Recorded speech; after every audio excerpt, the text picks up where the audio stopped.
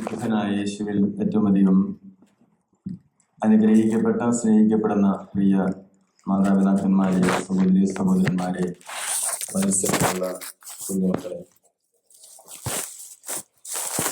ഏവർക്കും ഉത്ഥാന തിരുനാളിൻ്റെ മംഗളങ്ങൾ ഹൃദയപൂർവ്വം ആശംസിക്കുകയാണ്. നീണ്ട 50 ദിവസത്തെ ഉപവാസത്തിൻ്റെയും പ്രാർത്ഥനയുടെയും വ്രതശുദ്ധിയുടെയും നാളുകൾക്ക് ശേഷം ആനന്ദത്തിൻ്റെ ഉണർവിൻ്റെ ദിനത്തിലേക്ക് നമ്മൾ പ്രവേശിക്കുകയാണ്. ഈ കഴിഞ്ഞ 50 ദിവസവും ദൈവം നമുക്ക് തന്ന എല്ലാ അനുഗ്രഹങ്ങളെയും നന്ദിയോടെ അനുസ്മരിച്ചുകൊണ്ട് ഈശോയുടെ സമാധാനം നമുക്ക് ലഭിക്കണമെന്ന ആഗ്രഹത്തോടുകൂടി നമുക്ക് ശുശ്രൂഷയിലായിരിക്കാം. ONV കുറുപ്പിൻ്റെ ഏറെ പ്രസിദ്ധമായ അമ്മ എന്ന കവിതാ സമാഹാരത്തിൻ്റെ ഒരു രംഗം ഞാൻ ഓർക്കുകയാണ്. കൽപ്പണിക്കാരായ 9 സഹോദരങ്ങൾ, അവർക്ക് 9 ഭാര്യമാർ. ഇവരുടെ വൈദഗ്ധ്യം കണ്ട രാജാവ് ഈ 9 പേരെ ഒരു വലിയ ഉത്തരവാദിത്വം ഏൽപ്പിക്കുന്നുണ്ട്. തൻ്റെ രാജാതിർത്തിക്ക് ചുറ്റും മനോഹരമായ ഒരു മതിൽ പണിയണം. ഇവർ 9 പേരും വൈദഗ്ധ്യമുള്ളവരായതുകൊണ്ട്, ഏറെ പ്രശസ്തരായതുകൊണ്ട് സന്തോഷത്തോടെ അവർ ആ ഉത്തരവാദിത്വം ഏറ്റെടുത്തു. പക്ഷെ എന്തുകൊണ്ടോ അവസാന പണികളിലേക്ക് വരുമ്പോൾ മതിലുകൾ തമ്മിൽ കൂട്ടിയോജിക്കുന്നില്ല. അവര് ഒത്തിരി പ്രാർത്ഥിച്ചു, ഇഷ്ടിക മാറി നോക്കി, സിമെന്റ് മാറി നോക്കി, കമ്പികൾ മാറി നോക്കി, പണിക്കാരെ മാറ്റി നോക്കി, പക്ഷെ ഇത് തമ്മിൽ കൂട്ടിയോജിക്കുന്നില്ല. ആകെ ധർമ്മസങ്കടത്തിലായ അവര് ആരോ പറഞ്ഞു ഏതോ ഒരു കണിയാനുണ്ട്, ആ കണിയാന്റെ അടുക്കൽ പോയാൽ അവൻ പറയുന്നത് കേട്ടാൽ ഒരുപക്ഷെ കൂട്ടി യോജിക്കപ്പെട്ടേക്കാം. അച്ചട്ടുള്ള കണിയാനാണ്, പറഞ്ഞാൽ പറഞ്ഞതാണ്. ഇപ്പോ ഇവിടെ വീഴുമെന്ന് പറഞ്ഞ് ഇപ്പൊ വീഴും. അതുകൊണ്ട് ജനം പറഞ്ഞ് ആ കണിയാന്റെ അടുക്കിലേക്ക് ഇവര് 9 പേരൂടെ ചെല്ലുകയാണ്. ഇവര് കണിയാന്റെ അടുക്കൽ കാര്യം പറഞ്ഞു. രാജാവ് പറഞ്ഞിരിക്കുന്നത്, മനോഹരമായ ഈ മതില് നിങ്ങൾ പണി പൂർത്തീകരിച്ചില്ലെങ്കിൽ, എന്റെ രാജ്യത്വത്തിന്റെ പ്രൗഢി നിലനിർത്തത്തക്ക രീതിയിൽ ഇത് പണിതില്ലെങ്കിൽ നിങ്ങളുടെ തല കഴുത്തിന് മുകളിൽ കാണില്ല. അതാണ് പറഞ്ഞിരിക്കുന്നത്, നിയമം അതാണ്. അതുകൊണ്ട് ധർമ്മസങ്കടത്തിനായി ഇവര് ഈ കണിയാനോട് പറഞ്ഞു, ഞങ്ങൾ എന്താ ചെയ്യേണ്ടത്? കണിയാൻ പറഞ്ഞു, ഇപ്പൊ ശരിയാക്കി തരാം, നിങ്ങൾ എത്രമാത്രം ചെയ്താൽ മതി. നിങ്ങളുടെ ഭാര്യമാരിൽ ഒരാളെ ആ മതിലോട് ചേർത്ത് നിർത്തിയതിനു ശേഷം അങ്ങ് പണി പൂർത്തീകരിക്കുക, അവിടെ ചേർന്നോളൂ. ഇപ്പൊ ശരിയാക്കി തരാമെന്ന് പറഞ്ഞപ്പോ ഈ പറഞ്ഞ 9 പേരും ഇത്രയും അങ്ങ് പ്രതീക്ഷിച്ചില്ല. പക്ഷെ അവര് സമ്മതിച്ചു, പോയേ പറ്റൂ. കാരണം അല്ലെങ്കിൽ 9 പേരുടെയും ഈ കഴുത്തിന് മുകളിൽ തല കാണില്ല. രാജപ്രൗഢി വിളിച്ചറിയിക്കേണ്ട മതിലുമാണത്. നമ്മുടെ ചൈന മതില് പോലെ. ഈ ദിവസം ചൈന മതിൽ കണ്ടുവന്നവരുണ്ട്. അതുകൊണ്ട് ഇവരാകെ ധർമ്മസങ്കടത്തിൽ, ഇവർ തിരിച്ചു പോന്നു. 9 പേരും ധർമ്മസങ്കടത്തിലായി ആരുടെ ഭാര്യയെ ചേർത്ത് പണിയുക? അത് പ്രശ്നമുള്ള കാര്യമാണ്. സ്വന്തം കാര്യത്തോടെ എടുക്കുമ്പോൾ പ്രശ്നമാണ്. അതുകൊണ്ട് മൂത്ത കൽപ്പണിക്കാരൻ ഇപ്രകാരം ഒരു കാര്യം പറഞ്ഞു, ഇന്ന് നട്ടുച്ചയ്ക്ക് ആര് നമുക്ക് ഭക്ഷണവുമായി വരുന്നോ അവളെ ചേർത്ത് മതിൽ പണിയാൻ. അതാണ് അവരുടെ തീരുമാനം. രാവിലെ അവർ പണിക്ക് ചെന്നു, പക്ഷെ ഇവർക്ക് പണിയാൻ പറ്റുന്നില്ല. കാരണം നട്ടുച്ചയ്ക്ക് ഏതവള എഴുന്നള്ളാൻ പോണേ അറിയത്തില്ലല്ലോ.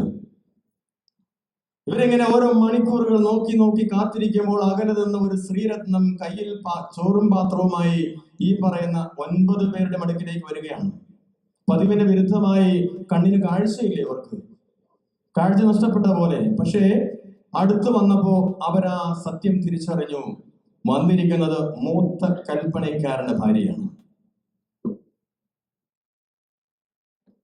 ഇവർക്ക് ആകപ്പാട് സങ്കടമായി. മൂത്തേച്ചിയാണ് കൊണ്ട് നിർത്തിയിരിക്കുന്നത്. ഈ കൽപ്പന പൂർത്തീകരിക്കപ്പെടണമെങ്കിൽ ഇവിടെ ചേർത്ത് പണിതേ പറ്റൂ. കാരണം ഈ ആശയം മുന്നിലേക്ക് കൊണ്ടുവന്നതും മൂത്ത കൽപ്പണിക്കാരനാണ്. ഇവരുടെ മുഖം വല്ലാണ്ട് സങ്കടത്തിലായ അവസരത്തില് ഇവൾ പതുക്കെ ഏറ്റവും ഇളയവന്റെ അടുക്കൽ വന്നിട്ട് ഒരു ചോദ്യം ചോദിക്കുന്നുണ്ട്. നിങ്ങൾ എന്താടാ പോയി മിണ്ടാതിരിക്കുന്നത്? ഇങ്ങനെയല്ലല്ലോ, ഏറ്റവും സ്വാഭാവികമായിട്ട് ഇങ്ങനെയൊക്കെ പ്രശ്നങ്ങൾ ഉണ്ടാകുമ്പോൾ വീട്ടിലെ ഏറ്റവും ഇളയത്തിനാണ് നറുക്ക് വീഴുന്നത് ഉത്തരം പറയാനുള്ളത്. ഞാൻ ഇളയതായതുകൊണ്ട് എനിക്ക് കൃത്യമായിട്ട് അറിയാം. 6 പേരുള്ള 6ാമത്തെ ആളാണ് ഞാൻ. അപ്പോ ഈ പ്രശ്നം എന്തെന്ന് മനസ്സിലാക്കാൻ വേണ്ടി ഈ മൂത്ത കൽപ്പണിക്കാരെത്തി ഈ 9ാമന്റെ അടുക്കൽ വന്നിട്ട് ചോദ്യം ചോദിച്ചു, എന്താടാ പറയണം? മനസ്സില്ല മനസ്സോടെ അവൻ ഇപ്രകാരം മറുപടി പറഞ്ഞു, ചേച്ചി,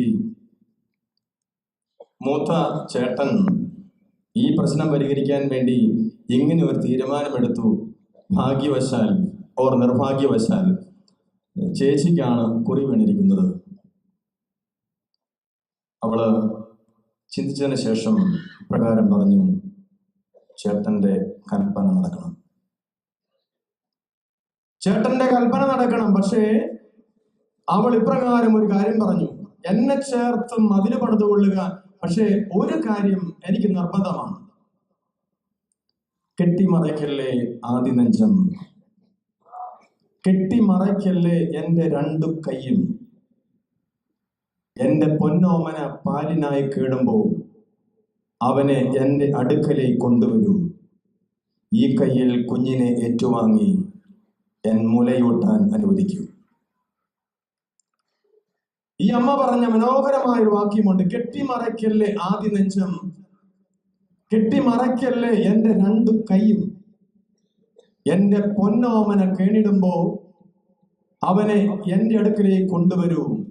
ഈ കയ്യിൽ കുഞ്ഞിനെ ഏറ്റുവാങ്ങി എൻ മുലയൂട്ടാൻ അനുവദിക്കൂ. എന്റെ കുറിപ്പിന്റെ ഏറെ ചിന്തിപ്പിക്കുന്ന മനോഹരമായ ഒരു കവിതയാണ്. പിന്നീട് അദ്ദേഹം വേറൊന്നും പറയുന്നില്ല, ഈ ഒരു സന്ദേശത്തിൽ നിർത്തുകയാണ്. പ്രിയമുള്ളവർ, ഇതിനകത്ത് വലിയൊരു സന്ദേശമുണ്ട്. യേശു തമ്പുരാൻ കയ്യും നീട്ടിപ്പിടിച്ച് നമ്മുടെ മുമ്പിൽ നിൽക്കുക, എന്നിട്ട് പറയുക, തന്നേര് തന്നേര് തന്നേര്, ഞാൻ എടുത്തോളാമെല്ലാം. അതാണ് ഈശോ പറയുന്നത്. ഞാൻ എടുത്തോളാമെല്ലാം. നിന്റെ ദുഃഖങ്ങളും നിന്റെ ദുരിതങ്ങളും നിന്റെ അസ്വസ്ഥതകളും നിന്റെ കഷ്ടപ്പാടുകളും നിനക്ക് എടുക്കാൻ പറ്റാത്ത കല്ലുകളും ഒക്കെ ഞാൻ എടുത്തോളാം, തന്നേച്ചാൽ മതി. പ്രിയമുള്ളവരെ, ഉത്തിതന്റെ ഏറ്റവും വലിയ സന്ദേശം ഇതാണ്, തന്നാൽ മതി. പക്ഷെ കൊടുക്കാൻ നമ്മൾ തയ്യാറാവുന്നില്ല. ഈ ഓശാന മുതൽ ഓശാന, പെസഹ വ്യാഴം, ദുഃഖവെള്ളി, ഇന്ന് ദുഃഖശനി, ഈസ്റ്റർ, ഒത്തിരി സന്ദേശങ്ങൾ നിങ്ങൾക്ക് കിട്ടിയിട്ടുണ്ട്. ആരെങ്കിലും എന്തെങ്കിലും ഓർക്കുന്നുണ്ടോ? ഓശാന ഞായറാഴ്ച എന്തായാലും സന്ദേശം എന്തായാലും ഈ അച്ഛനെ വേറെ പണിയൊന്നുമില്ല. ഇത് എത്രയും പെട്ടെന്ന് നിർത്തിയിട്ട് വേണം വീട്ടിൽ പോയി ബാക്കി പരിപാടികൾ നോക്കാൻ. ഈ അടുത്ത ദിവസം ഇന്ന് രാവിലെ ഒരു വാട്സപ്പ് മെസ്സേജ് വന്നു, പന്നിക്കുഞ്ഞ് ഓടുന്നു, കോഴി ഓടുന്നു, താറാവ് ഓടുന്നു, പശു ഓടുന്നു. അതിന്റെ തൊട്ട് മോളിൽ എഴുതി വെച്ചിരിക്കുന്ന വാക്യം ഇതാണ്, ഓടിക്കോടാ ഓടിക്കോടാ. വായിച്ചിട്ടുണ്ട് നിങ്ങൾ? നസ്രാണി ഈശോയെ തറച്ചു കൊന്നു എഴുന്നേറ്റിട്ടുണ്ട്, ആഘോഷമായി ഇപ്പൊ നമ്മളെ പിടിക്കും. നസ്രാണി, അതുകൊണ്ട് നിങ്ങളുടെ മുഖത്തൊരു സന്തോഷം. പക്ഷെ ഇന്ന് ഇവിടെ കയറി വന്നപ്പോൾ ഞാൻ കണ്ട അതിലേറെ ഒരു സന്തോഷം എന്നറിയാമോ? ഭാര്യ വന്ന് ഭർത്താവിന് സീറ്റ് പിടിക്കുന്നു, ഭർത്താവ് വന്ന് ഭാര്യയ്ക്ക് സീറ്റ് പിടിക്കുന്നു, മറ്റുള്ളവന്റെ മുമ്പിൽ ഒതുങ്ങിക്കൂടാത്തവൻ ഇന്ന് ശരിക്കും ഒതുങ്ങുക. ഒത്തിരി സന്തോഷമുള്ള ഒരു കാര്യമാണ്. പ്രിയമുള്ളവരെ, നമ്മളൊന്ന് ഓർത്ത് നോക്കിക്കേ, ഈ ഒരാഴ്ചത്തെ, പ്രത്യേകിച്ച് ഈ ഒരാഴ്ചത്തെ സന്ദേശം, ഞായറാഴ്ച, ഓശാന ഞായറാഴ്ച നമ്മൾ കേട്ടതാണ്. എന്താണ് സന്ദേശം? വിനയമുള്ളവരാവുക, വില കൊടുക്കുക, വിശുദ്ധീകരിക്കുക. ഒന്ന് കൈ പിടിച്ചിട്ട് നന്ദി പറയും. ഇങ്ങനെയെങ്കിലും ഓർത്തിരിക്കുന്നവരുണ്ട്. പെസഹ വ്യാഴാഴ്ച നമ്മൾ കേട്ടു. എന്തായാലും സന്ദേശം 4 പറഞ്ഞത്. 4 ഓർമ്മകളെ കുറിച്ചാണ് നമ്മൾ പറഞ്ഞത്. എന്തായിരുന്നു? കാല് കഴുകുക, പരിശുദ്ധ കുർബാന സ്ഥാപനം, പൗരോഹിത്യ സ്ഥാപനം, യേശുവിന്റെ അന്ത്യ അത്താഴം. നമ്മൾ വായിച്ചു കേട്ടു. മക്കളോടൊപ്പം പീഡ സഹിക്കുന്നതിന് മുൻപ് ഇത് ഭക്ഷിക്കാൻ ഞാൻ ഒത്തിരിയേറെ ആഗ്രഹിച്ചു. ഇന്നലെ ദുഃഖവെള്ളി എന്തായിരുന്നു?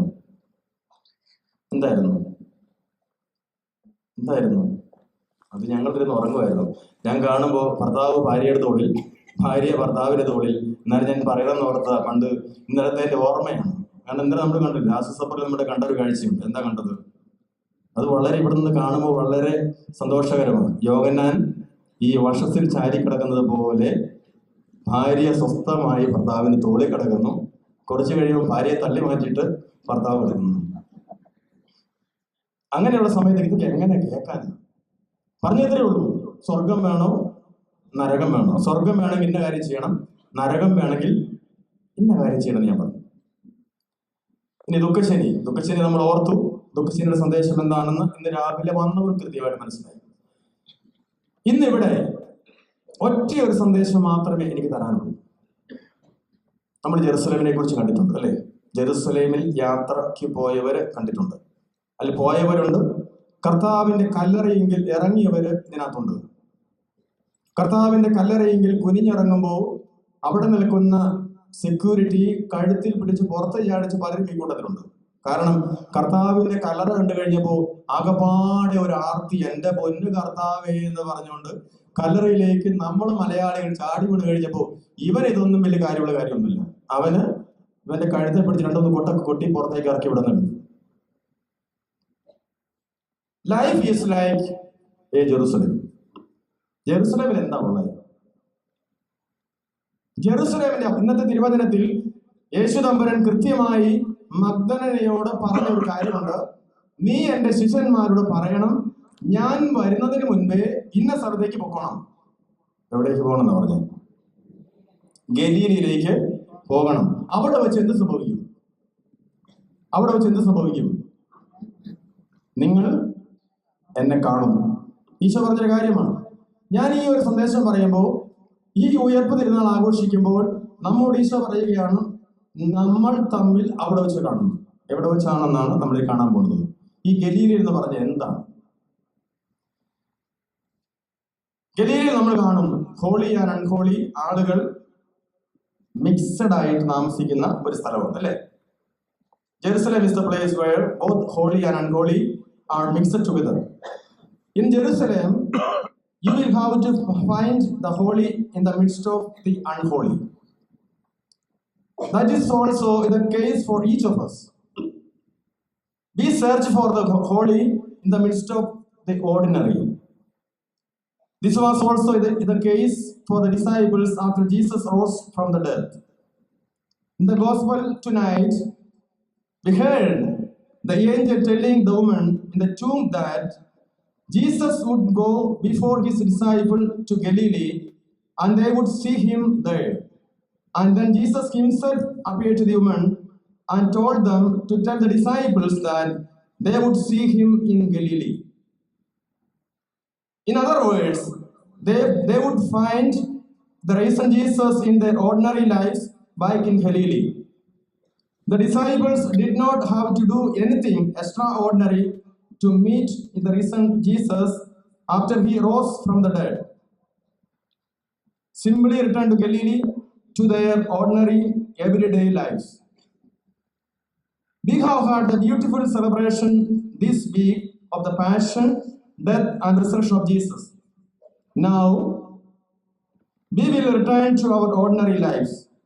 We will return to Galilee and with eyes of faith, we will see the risen Jesus present in our ordinary everyday lives and meet the risen Jesus in our ordinary everyday lives. യേശു തമ്പുരാൻ പറയുകയാണ്, ശിഷ്യന്മാരോട് പറഞ്ഞു, നിങ്ങൾ ഗലീലയിലേക്ക് മടങ്ങണം. ഈ Galilei എന്ന് പറയുന്നത് നമ്മളിപ്പോൾ rest എടുത്ത ഒരു സ്ഥലമാണ്, അല്ലേ? എല്ലാവരും ജോലിയിൽ നിന്ന് റെസ്റ്റ് എടുത്തിരിക്കുന്നു. എന്തിനു വേണ്ടിയിട്ടാണ്? ഈ വാട്സപ്പിൽ വന്നതുപോലെ ഓടി നടക്കുന്ന പന്നിയെയും പാറി നടക്കുന്ന പക്ഷിയെയും ചാടി നടക്കുന്ന മൃഗങ്ങളെയും ഒക്കെ വെട്ടി വെട്ടി വെട്ടി വെട്ടി ശരിയാക്കാൻ പറ്റും, അല്ലേ? ആഘോഷത്തിന് വേണ്ടി നിൽക്കുക. എന്നോട് ചിലർ പറഞ്ഞു, വെച്ചാൽ ഇന്ന് വരണം, വരുമ്പം കപ്പയിറച്ചി ഉണ്ടാക്കി വെച്ചേക്കാം, ഇന്ന് വരണം. പ്രിയമുള്ളവരെ, നമ്മൾ ഓടുന്നത്, പക്ഷെ ഈശോ നമ്മളോട് പറയുകയാണ്, നിങ്ങൾ പോകണം. എവിടേക്കാ പോകേണ്ടത്? നമ്മൾ കേട്ട തിരുവചനമുണ്ട്. വിശുദ്ധ ഗ്രന്ഥ വായനകളിലൂടെ കഴിഞ്ഞ ഒരാഴ്ചക്കാലം പ്രത്യേകിച്ച് അയവിറക്കിയ കുറെ സത്യങ്ങളുണ്ട്. യേശു തമ്പുരാൻ മരിച്ചു, ഉത്ഥാനം ചെയ്തു, അവൻ ഇന്നും ജീവിക്കുന്നു എന്ന് ജനത്തോട് വിളിച്ചു പറയാൻ വേണ്ടി നമ്മൾ പോകണം. അതാണ് ഈശോ പറയുന്നത്. നീ നിൽക്കുന്ന നിന്റെ ജീവിത സാഹചര്യങ്ങളിൽ ഈശോ ഇന്നും ഉദ്ധിതനാണ്, അവൻ ഉയർത്തെഴുന്നേറ്റു, അവൻ ഇനിയും വരുമെന്ന് പറയാൻ തന്റെ ഇടത്തോടെ നീ പോകണം. നിന്റെ ജീവിതത്തിൽ, സാധാരണ ജീവിതത്തിൽ ഈശോയെ അവിടെ വെച്ച് നീ കാണും. നീ ആതുര ശുശ്രൂഷ മേഖലകളിലാണെങ്കിൽ അവിടെ വെച്ച് നീ ഈശോയെ കാണും. പാവപ്പെട്ടവനില്, ദുഃഖം അനുഭവിക്കുന്നവരില്, രോഗികളിൽ നീ അവിടെ വെച്ച് കാണും. അവനെ നീ തിരിച്ചറിയണം. ഞാൻ എപ്പോഴും ചിന്തിക്കാനുള്ള ഒരു കാര്യം, ഈ ഉയർപ്പെരുന്നാൾ മഗ്ദലന മറിയത്തെ കുറിച്ച്. ആരായി മഗ്ദലന മറിയം? മഗ്ദലന മറിയം ആരാണ്? നമ്മൾ കാണേണ്ട ഒരു കാഴ്ച, ശിഷ്യന്മാർ ആരുമില്ല. ഇന്നത്തെ വചനം തുടങ്ങിയത് ഇപ്രകാരമാണ്. എങ്ങനെയാ തുടങ്ങിയത്? ആഴ്ചയുടെ ആദ്യ ദിവസം നേരം പുലരുന്നതിന് മുൻപേ മഗ്ദലന മറിയവും മറ്റേ മറിയവും ശവകുടീരത്തിലേക്ക് പോയി. അതാണ് പറയുന്നത്. എന്തിനു പോയി എന്ന് കൃത്യമായിട്ട് പറയുന്നത്. എന്തിനാ പോയത്? ഈശോയെ കാണാനെന്നല്ല പറയുന്നത്, സുഗന്ധതൈലം പൂശാൻ. ചിന്തിച്ചു നോക്കിക്കേ, കല്ലറയിൽ അടക്കം ചെയ്യപ്പെട്ടവനെ എങ്ങനെയാ സുഗന്ധതൈലം പൂശുന്നത്? നമ്മുടെ കാഴ്ചപ്പാടിൽ പറയും, അടക്കി ഭദ്രമാക്കി കഴിഞ്ഞാൽ ഇപ്പോ ചീഞ്ഞു കാണും, അല്ലേ? ഇങ്ങനെയുള്ള ഒരാളെ എങ്ങനെയാണ് സുഗന്ധതൈലം പൂശാൻ പോയി എന്ന് സുവിശേഷകൻ കുറിച്ചു വെച്ചിരിക്കുന്നത്? കല്ലറ തുറക്കാൻ പറ്റുമോ? ഇവിടെ സത്യം പുറത്തു വരികയാണ്. ദൈവശാസ്ത്രജ്ഞന്മാർ പറയുകയാണ്, മഗ്ദലന എന്ന് പറയുന്ന പെണ്ണ് ഈ പറയുന്ന കല്ലറയുടെ മുമ്പിലേക്ക് പോയെങ്കിൽ അവൾക്കറിയാം ആര് ഈ കല്ലറയ്ക്കുള്ളിലുണ്ടെന്ന്.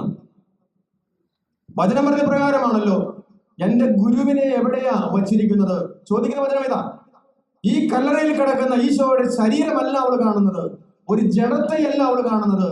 പിന്നെ അവൾ ആ കല്ലറയ്ക്കുള്ളിൽ കാണുന്നത് ആരെയാ? തന്റെ ഗുരുവിനെയാ. തന്റെ ഗുരുവിനെയാ.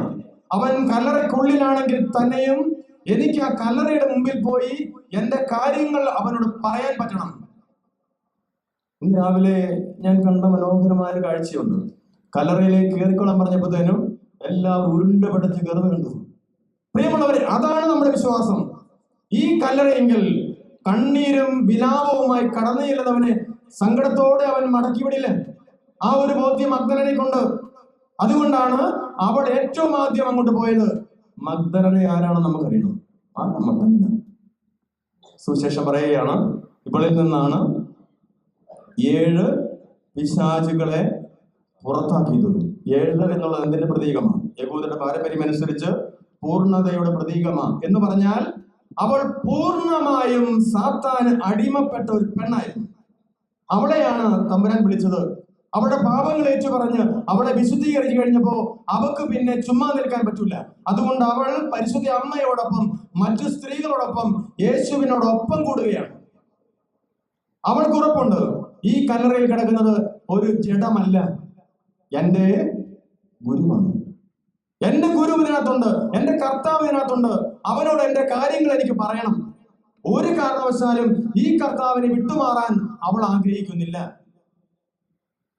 നമ്മൾ ചിന്തിച്ചു നോക്കിയേ, യേശുവിന്റെ കൂടെ നടന്ന 12 പേർക്ക് എന്നെ പറ്റി? 12-ൽ 1 തൂങ്ങിച്ചത്തു, ബാക്കി 11 എവിടെ പോയി? ഓർക്കേണ്ട കാര്യമാണ്. യേശുവിന്റെ കൂടെ മുട്ടിയും പറ്റിയും കൂട്ടിയും നിന്നിരുന്ന 11 പേരും എന്ത് ചെയ്തു?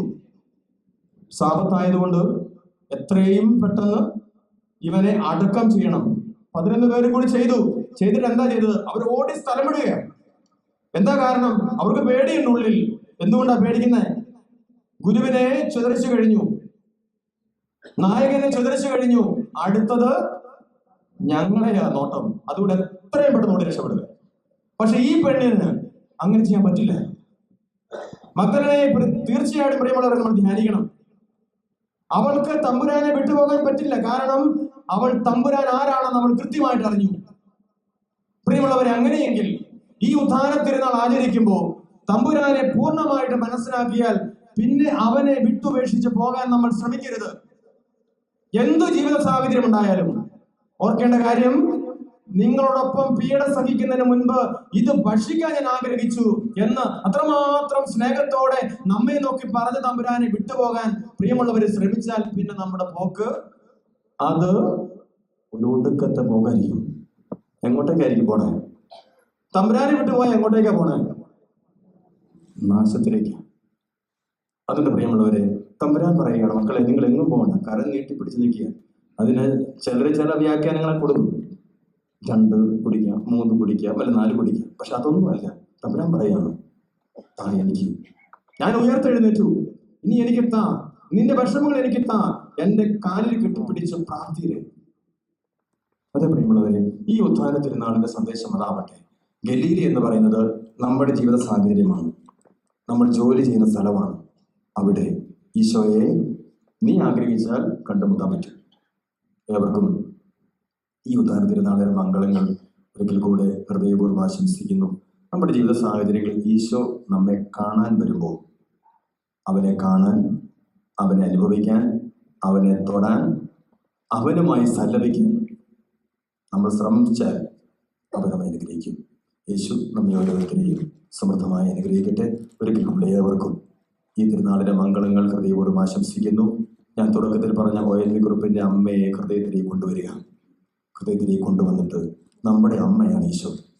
ഈശോ പറയണം, മക്കളെ താ, വേദന സഹിച്ച് നിന്നെ നേടിയതാ, ഇനി നഷ്ടപ്പെടാൻ പറ്റില്ല. അതുകൊണ്ട് അവൻ്റെ ഒരു ഹൃദയവേദനയത്. ഇനി നഷ്ടപ്പെടാൻ പറ്റില്ല. നഷ്ടപ്പെടരുതേ, നഷ്ടപ്പെടുത്തരുതേ. ദൈവം നമ്മെ ഓരോരുത്തരെയും സമൃദ്ധമായിട്ട് അനുഗ്രഹിക്കട്ടെ. ഒരിക്കൽ കൂടി ഉത്ഥാന തിരുനാളിന്റെ, ഉണർവ് തിരുനാളിന്റെ മംഗളങ്ങൾ ഹൃദയപൂർവ്വം ആശംസിക്കുന്നു. നമുക്ക്